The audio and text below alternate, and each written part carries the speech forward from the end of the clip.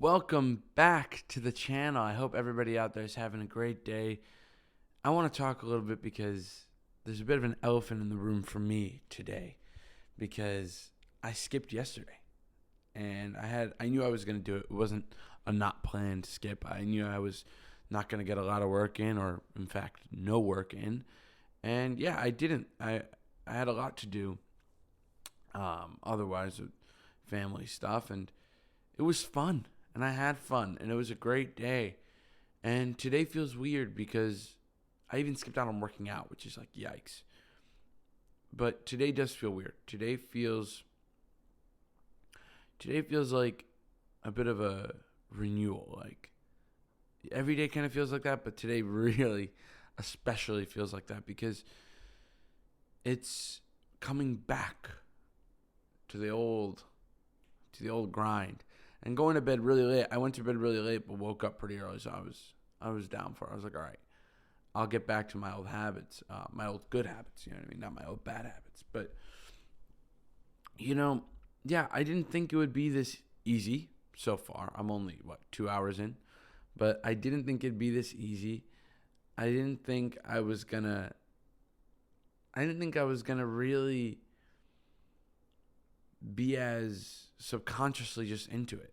When I was waking up today, I remember I was like, oh, I have to go work right now. Ugh. But I just went to go do it, which was nice. It's nice because it's not just talking about it, even like this. I love this, but this is talking about it. I love it when I do, when I just do the action, when I not just say I do. It makes it concrete. It makes it real. And that's what today I think is going to bring. That's what today's like meaning is, to a certain extent. That's today's meaning. Today's meaning is coming back, even if you can make me fall, and even if it's myself doing it or circumstances. Sometimes I just simply cannot work, right? But this next week or so, I have just complete free. Let's go. Head against the wall. Let's work.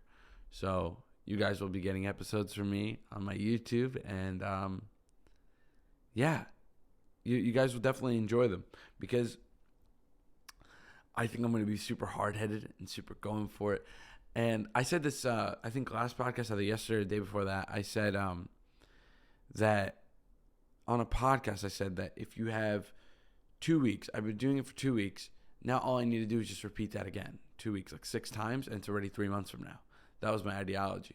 It's just 2 weeks over and over again. And that's true. And I was thinking about time like that in intervals of 2 weeks or months, right? Not just thinking day to day. And when I thought about it, it took a lot of the pressure away, which I don't know if it's a good thing or bad thing, but it did. It took a lot of the pressure off and pinpointed a specific moment where I go, okay, well, at this moment, I'll have nothing to do. There won't be one break day to send me into the week.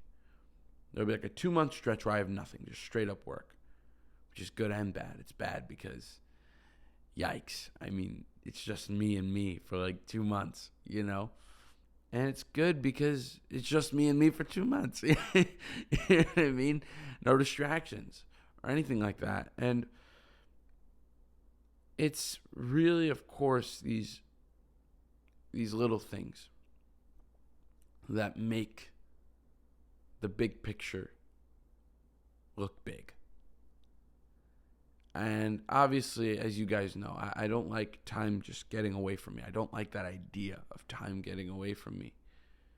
So I'll fight for it. I'll fight for time to stay. And whatever that means, I don't even know what that means sometimes. Oh, time to stay. What does that mean? Does that mean that I'm going to have to put myself through things that I might find to feel like hell, but it really is helping me?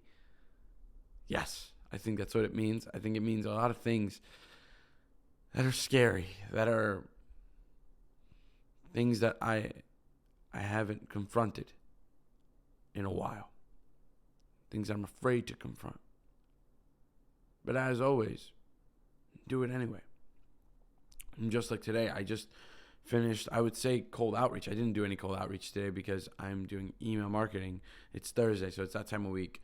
I give away free beats. So it's that time of week where I have to give away the free beats. Giving away is not hard. It's actually making the email. So I actually made 2 emails accidentally because of copyright, a whole thing that happened. But it's awesome when I think about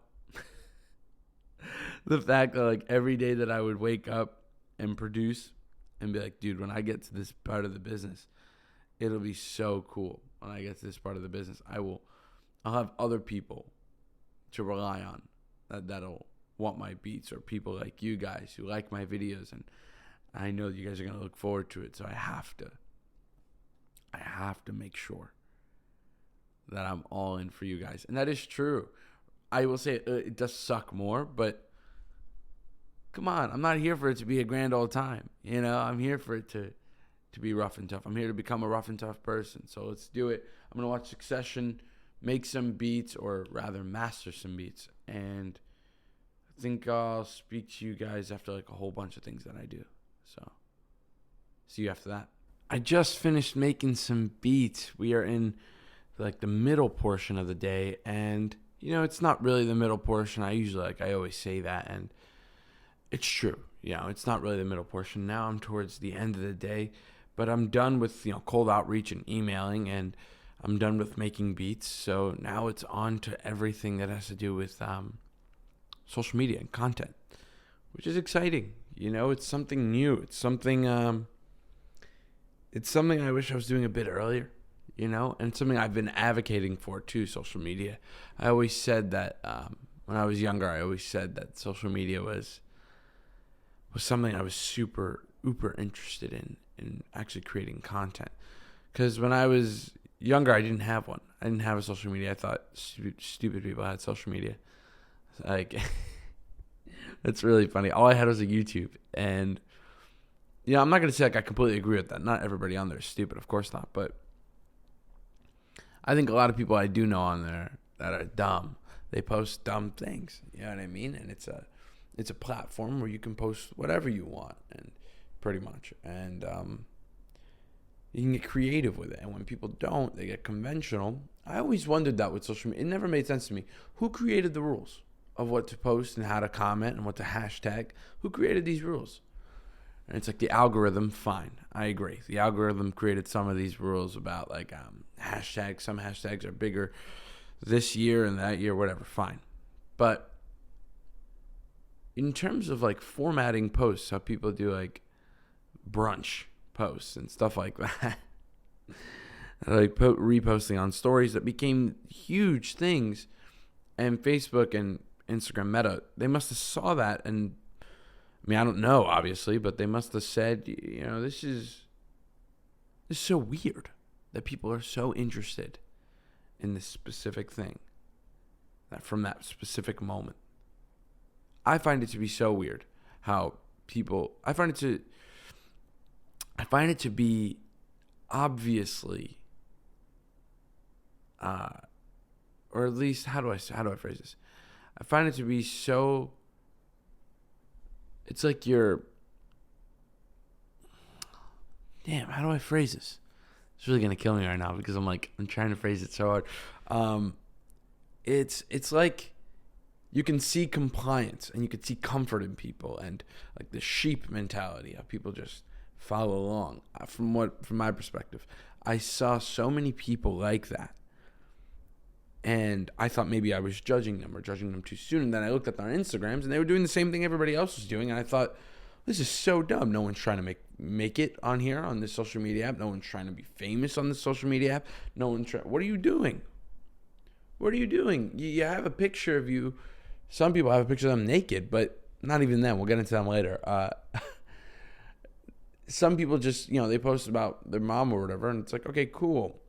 If you wanted to post it for you, then keep it for yourself. That's how I feel about it. If you want to post it for you, keep it for yourself.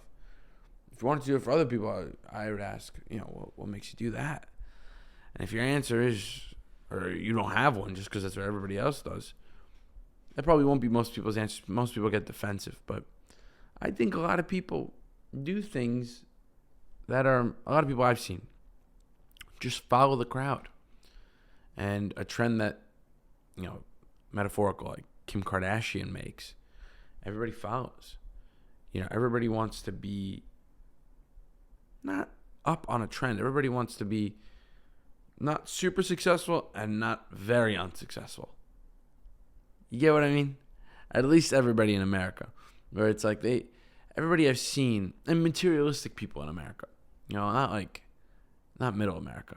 I think it's a little different. But materialistic America, there's big cities, and the idea, I think, would be like, I was watching that stupid show with my brother, Squid Game: The Challenge. And in the show, there was actually something so weird. Because it was, you don't want to be someone that's too unsuccessful in the game, right? And it's basically, the show is just Squid Game. If you've seen Squid Game, it's basically just that. And they go through a series of competitions, whatever. But it's with real people. It's like a reality TV show. And one of the people was, you don't want to make yourself unknown. No one knows who you are. Well, I'll eliminate that person, right? But you don't want to make yourself too known. I'll be the team captain. And that's how I feel about things like Instagram and a lot of like sheep that I see. And I hate that word because I feel like I'm making myself out to be better. Whereas if I was raised the same way they were raised, if I went through the same things, if I had the same personality type, I might be them. So that's why I feel weird saying that. And my age, I'm only a teenager. I'm only 19. So it's like, come on. But sheep, these sheep out here are basically, like I said, you don't want to be too successful. You don't want to be too unsuccessful. So you're kind of just living in this gray area that I see a lot of people live in with social media, where it's like, you're not taking the full risk of trying to be successful, but you're not completely deleting the app and saying, fuck it, I'm not posting. So then what are you doing? What are you doing? I mean, it takes up so much time. For me, imagine that. That's me. I find myself to be someone pretty disciplined. You know what I mean? People that are undisciplined, I can only imagine. People younger than me too, like teenagers, like full on college kids, high school kids. Dude, it takes up your life. And if this person liked it and this person didn't like it, you have a problem. And motives, right? Motives. Like what? What has this become? Motives and reasons why people would post, and assuming reasons why people would. It's so stupid. And I think it creates like a psychopathy. I really do. I think it creates this line that we have, us normal people, or at least before social media, there was this line of reality. And now I think the line is just getting fuzzed. There's just no reality. It's on the phone. And I think what's on the phone reflects what's happening in real life. At least to that person. And you would say, okay, well then everybody's happy. It's like, well, everybody is not happy that's posting. Ed Sheeran had that thing. Like, it's not even me saying it. Ed Sheeran has said that, where he said people who post a selfie, he goes, I want to message them and be like, hey, are you doing good? I'm not quoting him, but I'm paraphrasing. But yeah, he said something like that. He's like, I wanted to message him being like, are you okay? Like, how have you been? Like, you don't have to post that. That's fine. You know what I mean? It's fine. You can keep that for yourself if you want it. Or if you didn't put it out for yourself, or you didn't take it for yourself, then don't do it at all. If you're doing it for money, then do it for money. It's like, I don't know. It feels like logic to me. And I think for a lot of people, it's ego and emotional attachment wrapped up in it. Okay, that's enough of my rant. I'm going to go on to editing some videos from a couple days ago, and I'll be back to you guys after that. All right, so I just finished everything I want to do for the rest of the day, and I feel great. I feel energetic, as my trademark quote. I'm kidding, but as I always say, I feel like I can punch a wall. And I really do feel like I can. Because I have like all this riled up energy that's just ready to go. Obviously, tomorrow's going to be a far more efficient day. It's going to be far less sloppy.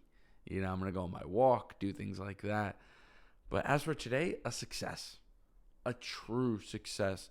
A true, not going to say like love story, but a true like, I did it.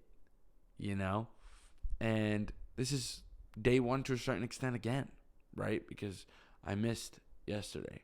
So to a certain extent, it's starting up again and saying, hey, let's keep going and let's start anew. I hope you guys are doing that. I hope you guys are starting new. I hope you guys are finding out things about yourself you didn't know, and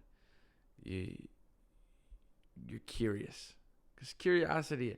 I was hanging out with my little cousin. He was talking. He just learned how to talk pretty much, and he's saying full sentences. Like, he learned how to talk, say words about a year ago, but fully sentences is the first time I've seen him, and he learned how to fully talk to me. And we were chatting. I was chatting with like this 2-year-old, and I was running around the house with him and playing tag. I love doing that. I play tag all the time. And I'm playing tag with the kid, and he like starts doing like an inverted tag, like a different game.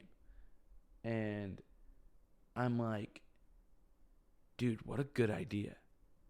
Well, here, I'm going to add this. And we start adding things. And I'm playing like with creativity with a 2-year-old who's just inevitably creative and curious.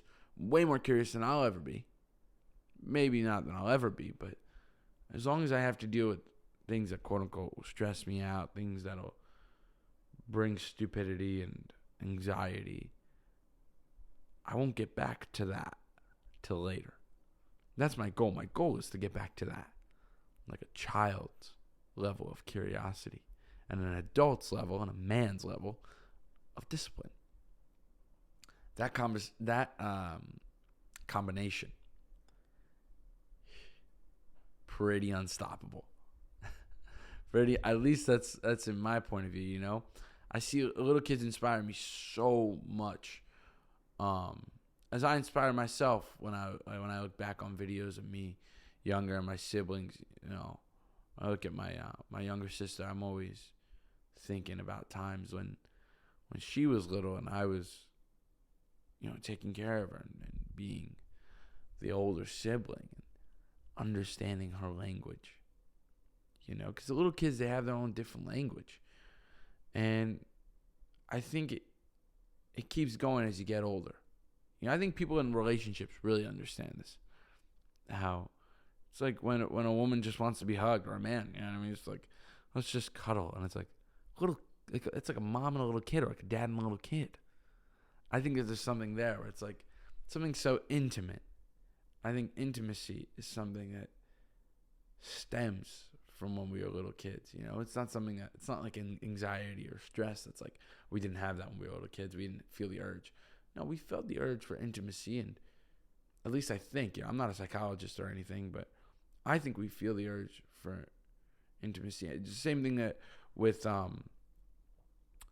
it's the same thing with like what I was saying with curiosity and with like these people who throw tantrums and how little kids deal with anxiety.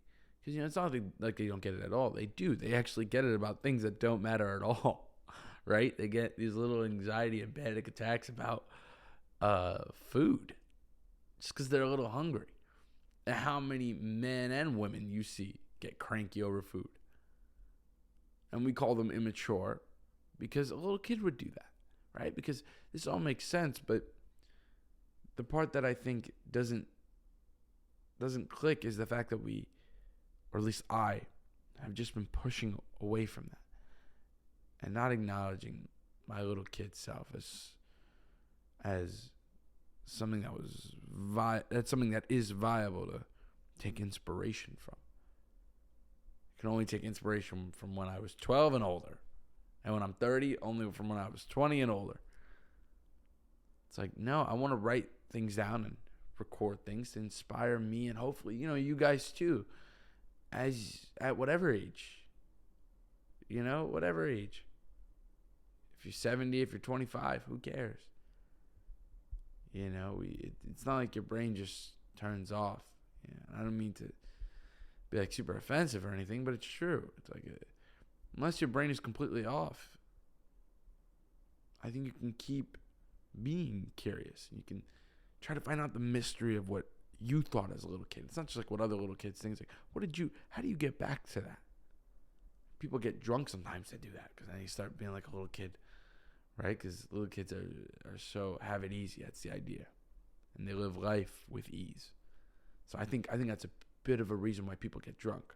I don't know for sure, but I think that's why a lot of people wanna.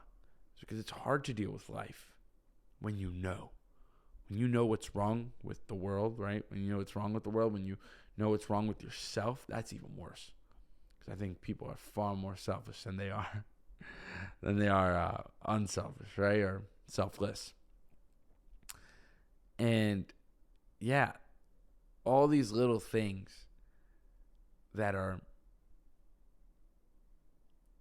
we take almost for granted. That I was thinking about being a little kid. I was like, oh man, I miss the little kid days. I was like, I don't miss going to school. And I have the freedom not to do that now. Not to go to school. Right? And all the cool things about being an adult, like pull-ups. Hey, pull-ups. If you could do a pull-up, you probably weren't able to do that at like 3, right? So, right? Pull-ups, lifting things. I mean, and the number one thing is being a role model. You weren't able to do that. Little kids can't do that. Or at least they're told they can't. I feel like we tell little kids that all the time. And I don't know. I'm overgeneralizing. But I think we do. I think we tell kids a lot that to just do what you're told. Be in your place. And they hope one day that they can be in your position and say, all right, well, now I'm in the place. What do I do now? Tell another kid to just stay in your place? Because they have no position of power. Some kids do, and we call them bratty kids who have positions of power with their parents, right? Who we go, okay, this kid literally cries and they'll give him a toy. They'll give him what he or she wants. But now, being the kid that's growing up now and looking at the situation, looking at what's going on and saying, it wasn't that it was better being a kid. It was that it was a mystery because now I forgot and I'm going to keep forgetting what it was like. But from what I can remember, it was pretty cool. And I still carry I carry what I can remember with me, for better or for worse. So on that note, I'm going to end it here. I hope you guys had a great day. I hope you guys had a successful day, and see you next time. Peace.